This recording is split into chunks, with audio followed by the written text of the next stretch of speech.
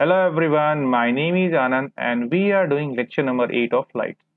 बच्चे इसके early classes में आपने देखा था कि किस तरह से जो रे थे वो इमेज का फॉर्मेशन कर रहे थे। कॉनकेव में जब आपने देखा था तो उस कंडीशन में टोटल 6 आपको इमेजेस के फॉर्मेशन मिली थी। कॉन्वेक्स में आपको 2 इमेजेस की फॉर्मेशन मिली थी। इस तरह से टोटल आपको 8 इमेज का फॉर्मेशन हो गया था।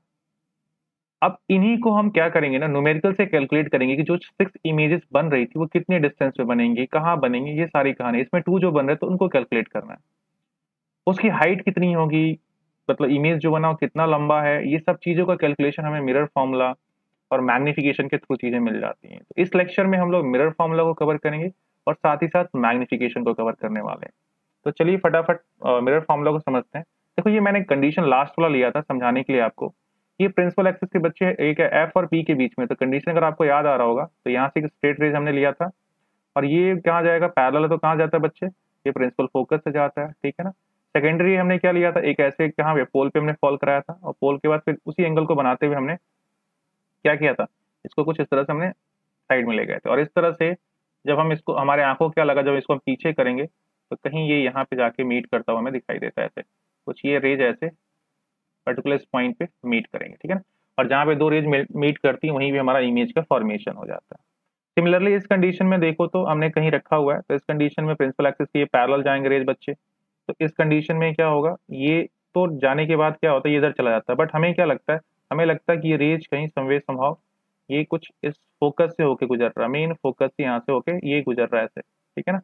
फिर हमने एक रेज लिया था सेंटर ऑफ कर्वेचर, ऐसा लिया कि ये सेंटर ऑफ कर्वेचर से जाता हुआ प्रतीत हो, और फिर जहाँ काटता था वहां इमेज हम बना लेते थे। तो अभी इसको मिटा लेता हूँ कि काफी ज्यादा कॉम्प्लेक्स हो जाएगा। चलिए, तो यहाँ पे हम डिस्कस करने वाले हैं मिरर फॉर्मूला को, 1 बाय 1 करके मिरर फॉर्मूला देखते हैं और चीजों को समझने की कोशिश करते हैं। तो बच्चे, जब हम मिरर फॉर्मूला की बात करेंगे यहाँ पे, तो मिरर फॉर्मूला मैं पहले लिख ही देता हूँ यहाँ पे। मिरर जो फॉर्मूला हमारा है वो है 1/f equal to 1/v minus, sorry minus तो लेंस के लिए होता है, प्लस 1/u। ये आपका मिरर फॉर्मूला है। बच्चे, एफ और आर में भी एक रिलेशन होता है, उसे भी देख लीजिए। एफ और आर के बीच का रिलेशन क्या होता है, एफ और आर के बीच का जो रिलेशन होता है, F equal to R by two, या आर बराबर 2f, जो आपको कंफर्टेबल हो उसको आप दिमाग में रखिएगा। ये दोनों ही फॉर्मूला इन दोनों मिरर्स के लिए वैलिड है, ऐसा नहीं है कि किसी खास के लिए वैलिड है, कुछ कहानी ऐसी नहीं है। ये दोनों दोनों के लिए वैलिड है, इसमें कोई आपको प्रॉब्लम नहीं होने वाली है। चलिए यहाँ पे देख लेते हैं इन सब टर्म्स जो लिखे हैं, वी और यू आर एफ क्या है। कुछ तो आप पहले से जानते हैं, कुछ मैं यहाँ पे आपको बता देता हूँ। बच्चे, जो ये v होता है ना, v आपका डिस्टेंस ऑफ इमेज होता है फ्रॉम पोल। तो ये रहा आपका पोल, आपको मालूम है इस पॉइंट को पोल कहते हैं। तो ये पोल है आपके, इस पोल से जो आपका ये डिस्टेंस है इमेज का, यही बना, राइट साइड में गया, कभी लेफ्ट में भी आता था, उससे मुझे मतलब नहीं। पोल से इमेज जहां भी बना उस डिस्टेंस को मेजर कर लेना है। इसे हम v कहते हैं। क्या कहते हैं, v कहते हैं। और u जो होता है बच्चे, वो ऑब्जेक्ट का डिस्टेंस होता है। तो ऑब्जेक्ट यहाँ पे, तो ये वाला पोर्शन ऑब्जेक्ट यहाँ आ रहा है, ठीक है ना। तो यहाँ से जो ये डिस्टेंस पोल का होगा उसको हम लोग u कहेंगे। अब यहाँ पे कहानी v और u की कहानी होगी। f है तो f तो आपको मालूम है, यहाँ से यहाँ तक का डिस्टेंस जो प्रिंसिपल फोकस होता है उसका पोल से डिस्टेंस क्या होता है, स्मॉल f होता है। ये फोकल लेंथ होते हैं। सिमिलरली यहाँ पे भी वही कहानी है, यहाँ से यहाँ तक का डिस्टेंस बच्ची ऑब्जेक्ट है, दैट्स नॉट मैटर कि लेफ्ट है या राइट है, बस हमें बस पता करना है क्या कहानी है। तो ये u हो जाएंगे। और यहाँ से यहाँ तक का डिस्टेंस बच्चे क्या हो जा रहे हैं, ये v हो जा रहे हैं। और फोकल लेंथ तक का डिस्टेंस यहाँ पे भी क्या होगा, f होगा। ये c है बच्चे, यहाँ से c की दूरी रेडियस का डिस्टेंस कहलाता, मतलब रेडियस हो गया, सेंटर का डिस्टेंस रेडियस कहलाता है, तो रेडियस ऑफ कर्वेचर हो गया। यहाँ से भी सेम वही कहानी, ये सी यहाँ पे बना हुआ, तो मैं सी का यहाँ से डिस्टेंस अगर मैं यहाँ तक नापूं तो उस कंडीशन में वही आपको यहाँ पे आर लिखना होगा और कुछ नहीं करना। यहाँ से ये डिस्टेंस ऐसे नापते हैं, आप मेजर करते हैं, मतलब यहाँ तक पहुँचते हैं। माफ कीजिएगा, स्लाइड हो गया आपका। ये कंडीशन ले लीजिए, चलिए थोड़ा सा ऊपर कर लेते हैं, ये ऐसे आता है यहाँ पे। तो ये डिस्टेंस क्या कहलाएगा आपका, रेडियस ऑफ कर्वेचर कहलाएगा, आर कहलाएगा। ठीक है। तो ये चीजें कहाँ पे है मैंने आपको दिखा दी, एक बार इसका मीनिंग लिख देता हूँ सो दैट की चीजें और क्लियर रहेंगी। तो यहाँ पे मैं लिख लेता हूँ, आपको एफ क्या मिला बच्चे, तो एफ आपका कुछ और नहीं, ये आपका फोकल लेंथ होते हैं, फोकल लेंथ होते हैं।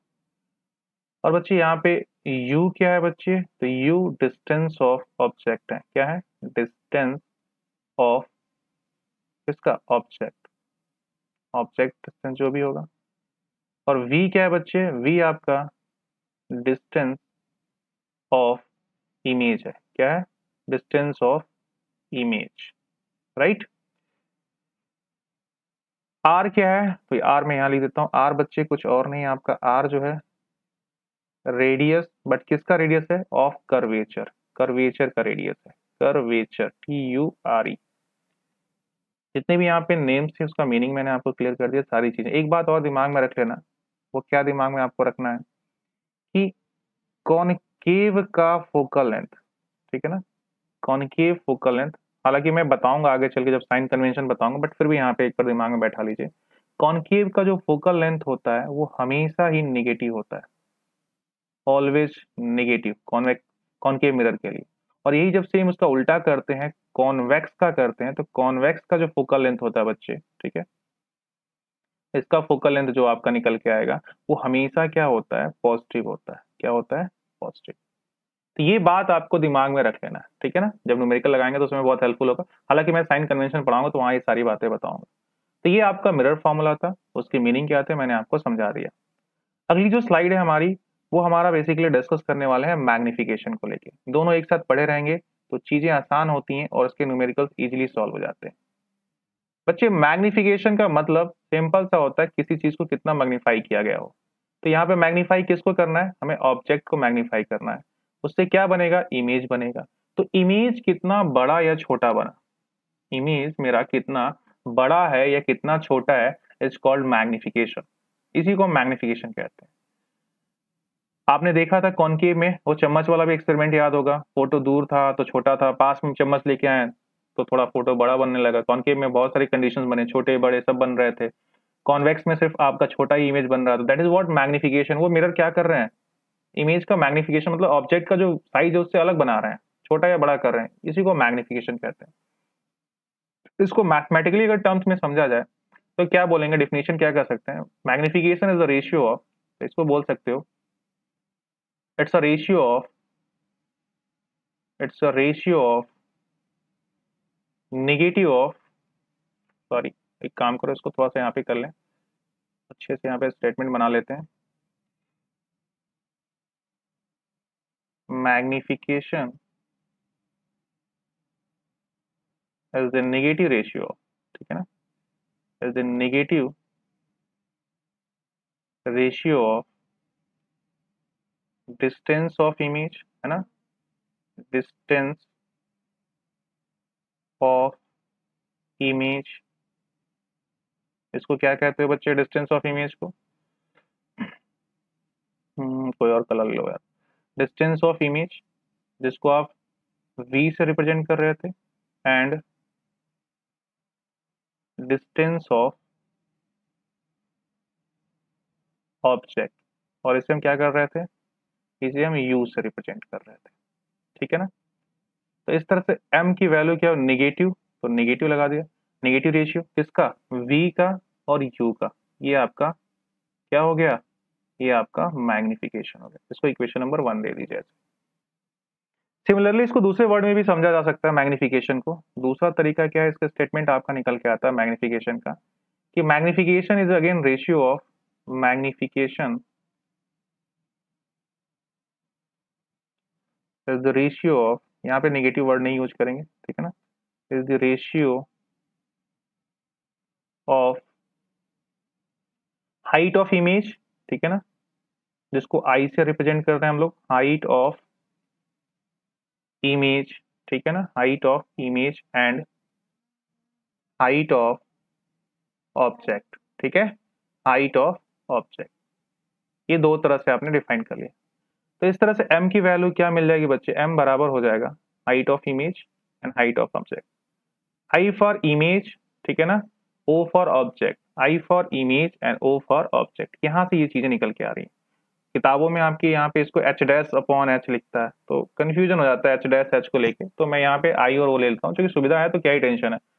I for image, O for object, कहानी खत्म हो गई। तो इन दोनों को देख के तुम्हें एक सिंपल सा कहानी क्या मिल जा रहा है? सिंपल सा कहानी ये मिल जा रहा है कि m का लेफ्ट दोनों साइड बराबर है, तो माइनस m जो यहाँ पे क्या करेंगे, माइनस कंडीशन क्या है, v बाई यू, ये बच्चे बराबर निकल रहा है i बाई ओ के। क्लियर है? ये फॉर्मूला आपका एक और बन के आ रहा है, i बाई ओ बराबर माइनस वी बाई यू के, या माइनस वी बाई यू बराबर है आई बाई ओ के, दोनों को अगर लेके देखे तो जैसा आपको न्यूमेरिकल होगा, जिस तरह की सुविधा होंगी, इन तीनों फॉर्मूले में से किसी का भी इस्तेमाल कर सकते हैं, डिपेंड करता है कि चीजें हमें किस तरह से मिलती है। एम की वैल्यू का कुछ कंडीशन होता है बच्चे। एम बराबर बच्चे अगर मेरा 1 है और -1, दो कंडीशन बन सकता है।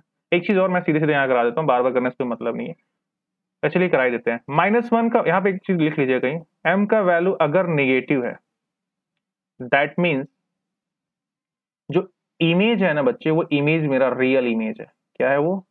रियल इमेज है। बस इतना ही बताने के लिए होता है माइनस। माइनस और वैल्यू में बहुत कोई खासा मतलब, ये माइनस वैल्यू को फर्क नहीं डालता है। अगर 1 है तो इसका दोनों का मतलब 1 ही होता है। अगर ये 1 है, -1 है, 1 है, दोनों का मतलब एक ही है। बस माइनस ये बता देगा रियल इमेज है, और अगर इसके बगल में प्लस है बच्चे, तो इसका मतलब इमेज वर्चुअल है, और कुछ फर्क नहीं पड़ता है। अब m बराबर 1 का मतलब क्या होता है तुम ही बताओ। m बराबर अगर मैं i बाई ओ लिखूं और इस कंडीशन में m का मान 1 हो जाए, तो इस कंडीशन में क्या हो जाएगा? m बराबर 1, तो यहाँ पे 1 बराबर i by O, that means i equal to O. i किसके बराबर हो गया? o के बराबर हो गया। मतलब यहां से क्या निकल रहा है? हाइट ऑफ इमेज बच्चे बराबर है हाइट ऑफ ऑब्जेक्ट के। ठीक है ना? इसके बराबर हो जाएगा, हाइट ऑफ ऑब्जेक्ट के बराबर निकल गया। और दूसरी चीज क्या है? m की वैल्यू चूंकि +1 है बच्चे, तो +1 का मीनिंग ये भी बताया, यहाँ पे माइनस है तो रियल, प्लस है तो वर्चुअल। m की वैल्यू अगर पॉजिटिव है तो इसका मतलब क्या हो गया? वर्चुअल हो जाएगा। तो इस तरह से आप क्या बता सकते हो कि इमेज, दूसरी पॉइंट क्या बना सकते हो कि इमेज मेरी कैसी है? पहली पॉइंट होगी। दूसरी कैसी हो गई? वर्चुअल वर्ड बोलोगे। एंड थर्ड पॉइंट क्या आप बोल सकते हो? थर्ड पॉइंट बच्चे बोल सकते हो, वर्चुअल अगर कोई भी इमेज होती है तो बाय डिफॉल्ट उसको इरेक्ट होना होता है। सीधा हो गया। ये सारे पॉइंट निकल गए। अब कंडीशंस बस ऐसे जोड़ते जाने। एम के वैल्यू 1 -1 की कहानी हो गई, और भाई -1 रहा होता तो इमेज मेरी क्या हो जाती? इमेज को आप रियल बोलते, यहाँ पे इन्वर्टेड बोल देते। पहला कंडीशन हो गया फुलफिल। सेकंड कंडीशन देखो। सेकंड कंडीशन में क्या हो सकता है? m जो होगा बच्चे, वो ग्रेटर देन 1 या -1 होगा। तो m का मान 1 से ज्यादा कब हो सकता है? थोड़ा सा यहां सोचिए। m बराबर i बाई ओ, कि m का मान 1 से ज्यादा कब होगा? जब o का मान i से छोटा हो। भाई i का मान बड़ा होगा ना, 1.2, यहाँ पे 1 से ज्यादा है। मान लो o और i की बात करें, तो ये 1 पॉइंट समथिंग कब कब आएगा? जब ये बड़ी वैल्यू, ये छोटी वैल्यू, छोटी वैल्यू से बड़ी करेंगे तो 1 2 3 कुछ भी आ सकता है, 1 से बड़ा यहाँ पे आ सकता है। ठीक है ना? तो 1 से बड़ा आने के लिए हमें क्या करना पड़ेगा? i को बड़ा रखना पड़ेगा, o को छोटा करना पड़ेगा। दैट मीन्स जो यहाँ पे हाइट ऑफ इमेज है वो o से बड़ी है। तो इमेज मेरी कैसी है यहाँ पे? यहाँ पे इमेज जो कंडीशन होगी हमेशा इनलार्ज की आएगी, बड़ी बन रही है। m का मान अगर 1 से ज्यादा है बच्चे, इसका मतलब हमारा जो इमेज बनेगा वो बड़ा बनेगा। प्लस में है तो सिंपल सा कहानी है, वर्चुअल और इरेक्ट। और यही वैल्यू अगर m -1 है तो इस कंडीशन में क्या करोगे तुम? -1 की कंडीशन में सिंपल सा कहानी फिर वही चलेगा आपका। यहाँ पे इमेज क्या हो जाएंगे? सब कुछ वही रहेगा। इनलार्ज यहाँ भी रहेगा, इस वाले स्टेटमेंट में भी इनलार्ज लिख लीजिए। ठीक है? और इस कंडीशन में क्या हो जाएंगे? ये -1 होने की वजह से रियल वर्ड आएंगे इनके साथ, और इन्वर्टेड वर्ड जुड़ जाएगा। और इनके साथ चूंकि ये प्लस में है तो इनके साथ एक वर्चुअल वर्ड जुड़ जाएगा बच्चे, और इरेक्ट वर्ड जुड़ जाएगा। कंडीशन सब में वही चलेगी, अलग कंडीशन नहीं मिलने वाला। तो ये तो कॉमन है, रियल का इन्वर्टेड और वर्चुअल का इरेक्ट। थर्ड कंडीशन क्या होता है? तीन ही कंडीशन है, तीनों कंडीशन आपके डिस्कस हो रहे हैं। m का मान 1 से कम हो जाए, m इज लेस देन 1, और फिर m is less than -1। Condition Y. इसका मतलब क्या हुआ मेरा? ये फोटो छोटा आएगा, डिमनेस्ट बन जाएगा। क्या बन जाएगा? डिमनेस्ट हो जाएगा। और यहाँ पे क्या हो जाएगा? यहाँ पे भी वही डिमनेस्ट की कहानी चलेगी। माइनस क्या बताएगा? Real, erect, sorry inverted. Plus क्या बताएगा? वर्चुअल और इरेक्ट बताएगा। यही कहानी है ना, वर्चुअल है, इरेक्ट है, ये क्या होंगे? रियल है। माइनस का मतलब यहाँ पे क्या? इन्वर्टेड है, इन्वर्टेड। और -1 का मतलब डिमनिस्ट हो गया। तो सारी कंडीशन यहाँ पे फुलफिल है। m की वैल्यू को देख के सारी बातें आप बता सकते हो। याद रखना, माइनस सिर्फ इतना ही बताता है कि इमेज मेरा रियल है कि वर्चुअल है, that's it, nothing else. Minus का यहाँ पे कोई रोल नहीं है। बाकी 1 2 3 4 वैल्यूज आपको छोटा या बड़ा होना आपको समझा पाती है। तो ये आपका मैग्निफिकेशन रहा, मिरर फॉर्मूला रहा। अब इस पे न्यूमेरिकल जो बेस्ड होंगे वो अगले लेक्चर में हम लोग लेके आएंगे, जो बोर्ड के लिए काफी इंपॉर्टेंट भी होता है। तो चलिए, थैंक यू।